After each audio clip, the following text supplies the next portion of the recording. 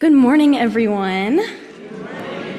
So my name is Jesleen. I'm excited to talk about what belonging means to me.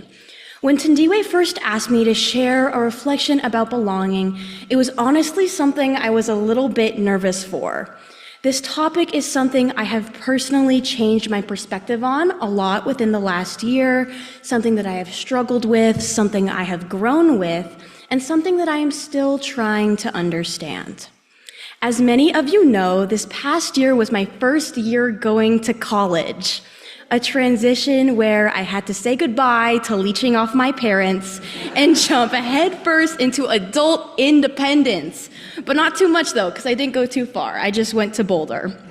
But while moving away from my family, attending a new school, away from my closest friends, and away from communities like this, my communities of safety and belonging, this was a little bit scary to me.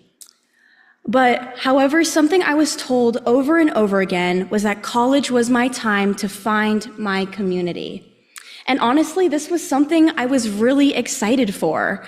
I was excited to go out and meet people that would be my lifelong friends, to go make memories that I would look back on in 30 years. And among the 30,000 or something crazy students at CU Boulder, there had to be a sense of belonging somewhere. I don't know if I expected to just show up and be magically surrounded by people who were as wonderful and beautiful and gorgeous as me, and to run into the sunset so we can do wonderful, beautiful, gorgeous things together. But guess what? That didn't happen right away.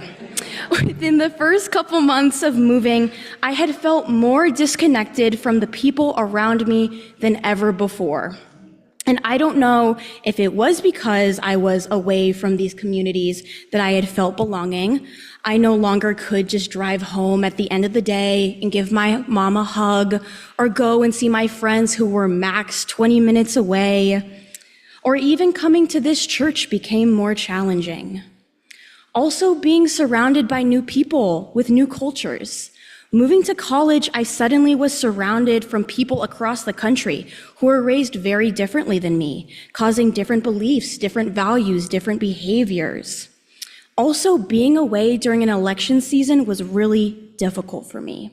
I'm sure this is a feeling that we can all relate to from one extent or another, but feeling divided among people around you is one thing, but also having it on the news, on your screens, is another thing.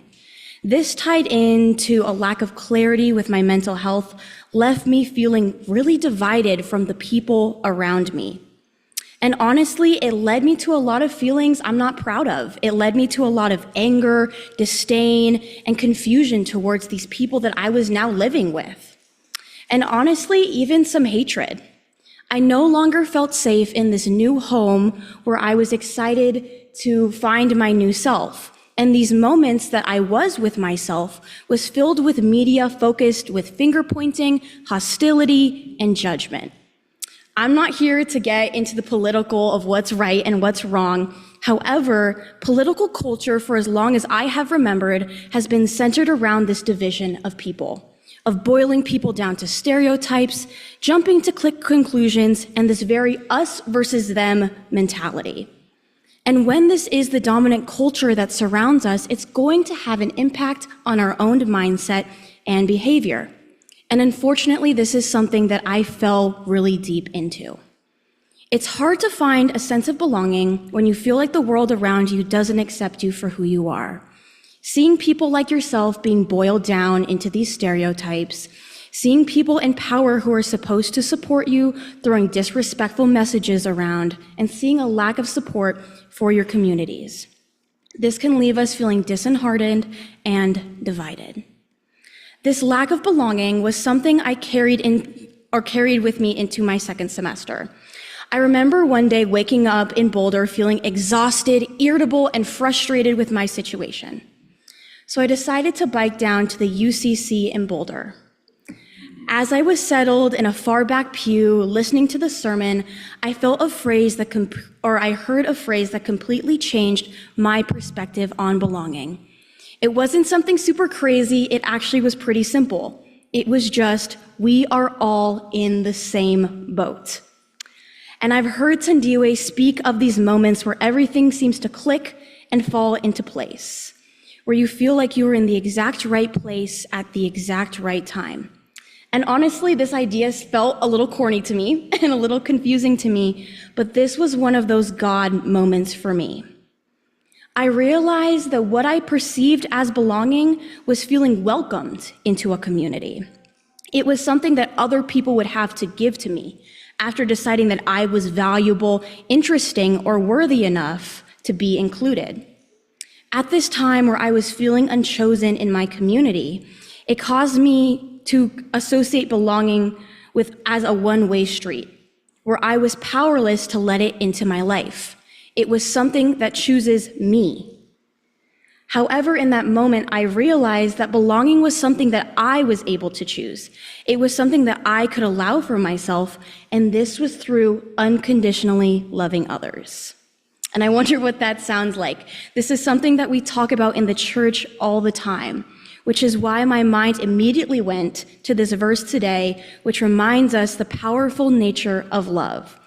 I love this verse first because I see it all the time. It's in one of my favorite Lauryn Hill songs, and also even at the UCC conference a couple weeks ago, it was brought up again. But I also love it because it feels so straightforward to me. It clearly explains that you can have it all externally. You can have all of the validation you want, material things, everything, but without love, you are nothing without of it. And this idea ties straight into belonging. Belonging is created by looking at others with love. While judgment separates us, love allows us to continue to connect in belonging. But it is something you must choose to live by. At the end of the day, despite our differences in beliefs, identities, and values, at our root, we are all God's children, who deserve to be loved and respected just for that. When I was in college for my first few months, I realized that what was making me feel so lonely. I was judging people off the bat for our differences rather than our similarities, which is something that is so easy to fall into because this is the culture that surrounds us. But God reminds us to lead with this compassion.